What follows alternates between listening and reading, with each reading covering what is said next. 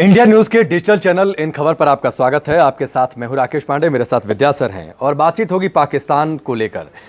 जम्मू कश्मीर को लेकर भारत ने एक फैसला लिया और उसके बाद लगता है कि पाकिस्तान का दिमागी इंजन फेल हो चुका है। लगातार वो फैसले ऐसे ले रहा है जिससे हम बचकाना कह सकते हैं। उसे समझ में नहीं आ रहा कि दरअसल वो करे क्या। आज उसने एक फैसला ले लिया कि समझौता एक्सप्रेस को रोक दिया जाए। रोका भी कहाँ पर? वाघा बॉर्डर पर जो स्टेशन है, वाघा स्टेशन, वहाँ पर रोक दिया। इंजन को वापस ले लिया, अपने ड्राइवर और गार्ड को वापस ले लिया और भारत को संदेश दे दिया कि आप अपने ड्राइवर, स्टाफ और गार्ड को भेजिए, वो यहाँ से ट्रेन लेकर जाएंगे। यहाँ पर यह भी आप ध्यान रखिए कि उस ट्रेन में 40 पाकिस्तानी नागरिक भी थे। पाकिस्तान कह रहा है कि वो यूएन में जाएगा, लेकिन खुद यूएन को लेकर उसकी स्ट्रेटजी क्या रही है? अब तक एक भी प्रस्ताव का पालन नहीं किया। तो क्या उसका दिमागी इंजन पूरी तरीके से फेल हो चुका है, डिरेल हो चुकी है पाकिस्तान की जो पूरी व्यवस्था है? इस पर हम बातचीत करेंगे। विद्या सर, एक बात बताइए, पहला सवाल तो यही है कि इसका जो दिमागी इंजन है पाकिस्तान का, वो लगता है फेल हो चुका है, मानसिक दिवालियापन की स्थिति। देखिए, जो पाकिस्तान की इस समय अंदरूनी स्थिति है, उस बड़ा फ़र्क पड़ता है आपके चेहरे का एक्सप्रेशन और कॉन्फिडेंस कि आपकी अंदरूनी स्थिति क्या है। पाकिस्तान दिवालियापन के कगार पे है। आप पॉलिटिकल पार्टी जो विरोधी है उसका प्रेशर है इमरान खान के ऊपर। फौज और आईएसआई का अलग प्रेशर है और फिलहाल वो कुछ करने की स्थिति में नहीं है। जैसा कि इमरान खान ने झुलझुलाहट में बोल भी दिया पार्लियामेंट में कि क्या करूँ, हमला कर दो।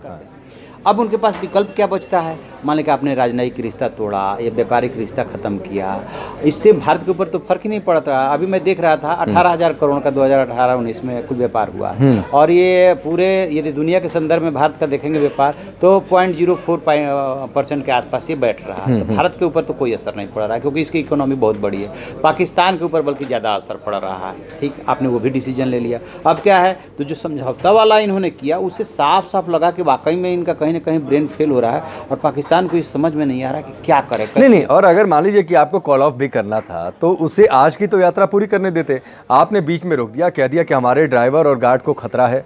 वहाँ के विदेश मंत्री गजब बयान देते हैं कि ड्राइवर गार्ड को खतरा है, भारत कहीं हमला न कर दे, उन्हें कुछ नुकसान न पहुँचा दे, इसलिए हम अपना इंजन और अपना गार्ड ड्राइवर नहीं भेजेंगे, आप भेजिए अपना। तो ये कॉल ऑफ भी करना था, कम से कम आज की यात्रा तो पूरी करने देते हैं। यहीं पे तो उसकी दुविधा का पता चल रहा, कंट्राडिक्शन है। ड्राइवर ने कहा था कि हमें वहाँ पे खतरा है और ये जो शाह महमूद कुरैशी ने कहा कि भारत हमला कर सकता है। इस तरह के बयान उन्होंने दिया है, ठीक है ना। तो ये साफ साफ कंट्राडिक्शन दिख रहा है कि उसको समझ में नहीं आ रहा। उसे लग रहा था कि शायद यूएई, सऊदी अरबिया या जितने भी इस्लामिक कंट्रीज का जो ऑर्गेनाइजेशन है उससे थोड़ा सा, उसमें इस्लामिक कंट्रीज का ऑर्गेनाइजेशन ने निंदा कर दी थी। तो उसको लगा कि शायद इस वाले पे, पुलवामा पे तो नहीं मिला, इस वाले पे हमें समर्थन मिल जाएगा। लेकिन भारत ने इतनी अच्छी रणनीति के साथ इस काम को किया था कि उन लोगों को पहले इन्फॉर्म किया जा चुका था कि हमने क्या किया है। तो वो लोग भी धीरे धीरे पीछे हट गए, जो थोड़ा बहुत उसको लगा था। तो अब क्या है कि अमेरिका से झिड़की अलग मिल गई। नहीं, इसमें एक चीज़ और है जो जानकारी मिली है। दीपक सीपीआरओ हैं आपके नॉर्दर्न रेलवे के, उन्होंने बताया कि इस ट्रेन में करीब 110 यात्री हैं और उसमें से 70 जो है वो भारतीय हैं। यानी मानकर चलिए कि 40 के आसपास जो है जो पाकिस्तान के नागरिक हैं, पाकिस्तान के पासपोर्ट पर अलग अलग वजहों से उन्हें वीज़ा मिला होगा, वो भारत आ रहे थे। तो अगर डर था पाकिस्तानी ड्राइवर को, पाकिस्तानी गार्ड को, तो अपने नागरिकों की तो चिंता कर लेता, उन्हें तो भेज दिया भारत में जिससे डर था उसे। इसीलिए तो ब्रेन फेल कहा जा रहा है कि आपने भारतीयों को तो छोड़िए, अपने नागरिकों की तो चिंता कर लिए होते। दूसरी बात कि जिम्मेदार नागरिक और जिम्मेदार कंट्री की तरफ व्यवहार कीजिए ना। ट्रेन वहां से चलती, कहाँ से चलती है? लाहौर से चलती है। ठीक है, आप बाघा पे आकर के रुक गई, आप उसको यहाँ पे अटारी पे ले आके छोड़ते, वहां से ये जाती, ये कम से कम ये वाला ट्रिप कंप्लीट। वही मैं कह रहा था, ये यात्रा तो पूरी हो जाती। उसके बाद आपके डिसीजन के अनुसार भारत भी बंद कर देता, उसके बाद जो होता वो देखा जाता। तो इससे साफ साफ लग रहा है कि बहुत ज्यादा कंफ्यूजन है, बहुत ज्यादा डरा हुआ भी है, वो दिखाने की कोशिश कर रहा, वो डिसीजन नहीं ले पा रहा है। नहीं, ऊपर से आप जो जिक्र कर रहे थे, मैंने इंटरप्ट कर दिया कि अमेरिका की घुड़की अलग से है कि भाई तेवर मत दिखाओ, पहले कार्रवाई करो, क्योंकि वहां जाकर बोल कर आए थे इमरान खान के 40,000 आतंकी हैं हमारे यहाँ। अब जैश यहाँ भी ऑपरेट कर रहा है, वहां भी ऑपरेट कर रहा है। वहां गए थे, देखिए क्या होता है कि आदमी जब भी आप शो ऑफ करेंगे ना तो उसी में मारे जाते हैं। ये वहां पे ईमानदार प्रधानमंत्री इमरान खान दिखना चाह रहे थे, जो कन्फेशन कर रहे थे हाँ हमारे ऐसा होता है। अब उसमें आपने 40,000 आतंकी बता दिया, पूरी दुनिया ने सुना आपने किया क्या? हाँ, इसी सितंबर हाँ, बिल्कुल अक्टूबर सही में FATF की मीटिंग होने जा रही है, उसी मीटिंग के ऊपर ग्रे और आपका नहीं, और हाफिज सईद को आपने अलग से छोड़ दिया आने के बाद। क्या जवाब देंगे?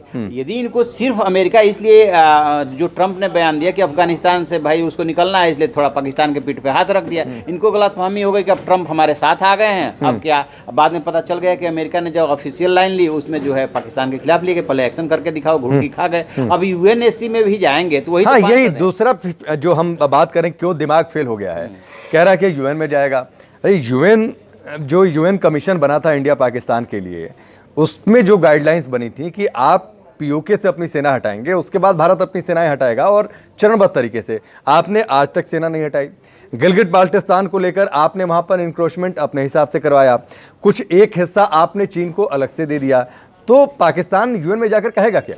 यही बात है जो वो बार बार ये कर रहा है। भारत इसको लेकर के काफ़ी कॉन्फिडेंट रहता है कि आपने जो समझौते हुए थे, जो UN में शर्तें रखी गई थी, उसका खुद ही पालन नहीं किया। आपने अपनी आर्मी हटाई क्या? नहीं हटाई। आपने किस आधार पर चाइना को 8180 वर्ग किलोमीटर दे दिया था? आपको कोई हक था क्या देने का? बिल्कुल नहीं देना था। आप थर्ड पार्टी को कैसे ट्रांसफर कर सकते हैं? आप द्विपक्षीय मसला है, आप कहते हैं द्विपक्षीय मसला है। वहीं उसी POK से होकर के उसका इकोनॉमिक कॉरिडोर गुजर रहा है, या आपको किसने हक दे दिया, आपने वो किया। तो ये कहीं भी स्टैंड नहीं करते हैं। और जो है UNSC में भारत का पक्ष बहुत ज्यादा मजबूत है। वो 5 जो कंट्री है, ऑलरेडी भारत उनको कन्विंस कर चुका है। ये एक बात बताइए, हमारे घर का या हमारे ऑफिस का एडमिनिस्ट्रेशन कैसे चलेगा, ये हम तय करेंगे कि आप तय करेंगे? भारत ने यही तो किया है ना कि अब यहाँ का एडमिनिस्ट्रेशन UTA दोनों हो जाएंगे और ऐसे चलेगा। उसमें किसका राइट उसने कम कर दिया है भाई? बिल्कुल। तो इसका जवाब पाकिस्तान के पास भी नहीं है। और दुनिया इसीलिए कन्विंस हो रही है कि भारत, ये बहुत छोटी मोटी बातें मानी जाती है। आप देखिए ना, ताइवान है, तिब्बत है, चाइना क्या बात करेगा? चाइना तो बात करने लायक है ही नहीं। आप सिंजियांग प्रांत में 2 करोड़ मुस्लिमों को जो है खुद ही वो बंधक बनाए हुए हैं, टारगेट कर रहा है। और वहाँ इमरान खान को नहीं समझ में आता है, जो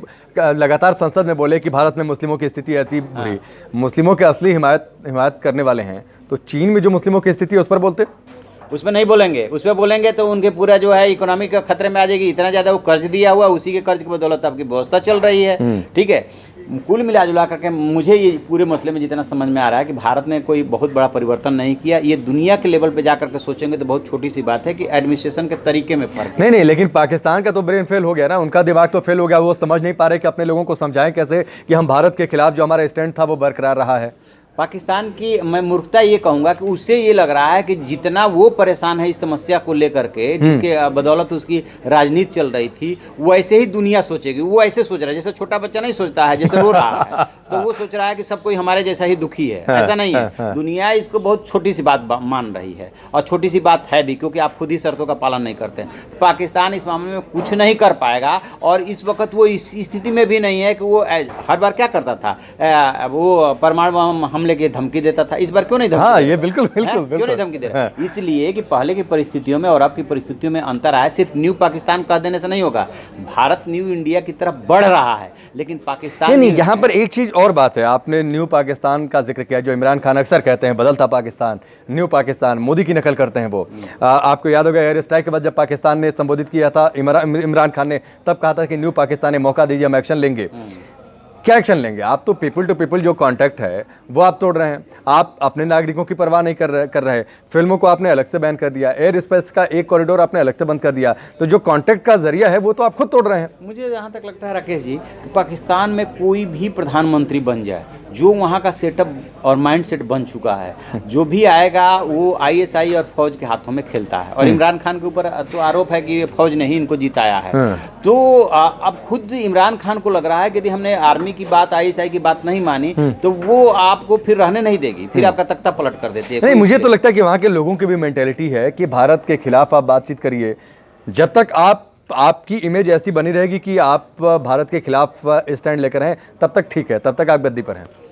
अब मुझे लगता है कि थोड़ी सी मेंटलिटी में चेंज हो रहा है वहाँ पे, क्योंकि ये तो लोग मानने लगे हैं कि भारत की इकोनॉमी के सामने आप कुछ नहीं है, भारत की ताकत के सामने कुछ नहीं, भारत की लीडरशिप के सामने आलोचना जैसे हो रही है, जो हम कल जिक्र कर रहे थे कि 1971 से बुरी हार है। आप इमरान खान पूरी तरीके से इस समय वहाँ की मीडिया में विलेन बने हुए हैं। तो लोगों का माइंडसेट ये तो साफ साफ दिख रहा है कि भारत के सामने आप कहीं स्टैंड नहीं कर रहे हो, जबरदस्ती कर रहे हो, मतलब थेथरा ही कर रही है। बिल्कुल। तो वो माइंडसेट धीरे धीरे चेंज हो रहा है। और वहाँ पे भी लोगों का एक ऐसा वर्ग है जो मानता है कि भारत से अच्छे रिलेशन होने चाहिए पाकिस्तान को आगे बढ़ने के लिए। अब ये क्या है ना, जो कट्टरपंथी ताकतें हैं, चाहे आर्मी में हो, ISI में हो, जहाँ पे भी है, इवन पब्लिक में भी लोग होंगे, वो नहीं मान रहे हैं और उन्हीं के दबाव में ये काम कर रहे हैं। जम्मू कश्मीर वाला इशू थोड़ा सा उनके लिए अलग इसलिए है कि वो शुरू से लेकर के और आज तक उसी की बदौलत राजनीति किए हैं और उसी की रोटी खाए हैं। वो मोदी जी ने निवाला छिन गया। हाँ, निवाला छिन गया। चलिए ठीक है, तो ये चर्चा आगे भी जारी रहेगी, लेकिन ये तो तय है कि पाकिस्तान की हालत जो है, जैसे ट्रेन कोई डिरेल हो जाती है अपने ट्रैक से, उसी तरीके से पाकिस्तान की हालत हो जाती है। समझौता एक्सप्रेस को कॉल ऑफ किया तो बीच रास्ते में कर लिया, जहाँ तक मंजिल है वहाँ तक नहीं पहुँचा है। ड्राइवर गार्ड को उतारा, जैसे बच्चे आपस में झगड़ा करते हैं उस तरीके से कहा भाई आप अपना ड्राइवर गार्ड भेजिए, वो लेकर जाएंगे, हम तो वापस जा रहे हैं। उसी ट्रेन में उनके 40 नागरिक भी थे। UN में जाने की बात कर रहा है, जिसने UN के नियमों का खुद पालन नहीं किया वो UN में जाकर कहेगा क्या। खैर बहरहाल आप इंतज़ार कीजिए, पाकिस्तान की हालत अभी और बुरी होने वाली है, क्योंकि जिस रास्ते पर वो चल पड़ा है मुझे तो ऐसा लगता है कम से कम वो उसे बर्बादी के द एंड तक लेकर ज़रूर जाएगा। फिलहाल अभी के लिए बस इतना ही। इन खबर चैनल को सब्सक्राइब करें और बेल आइकन दबाना ना भूलें।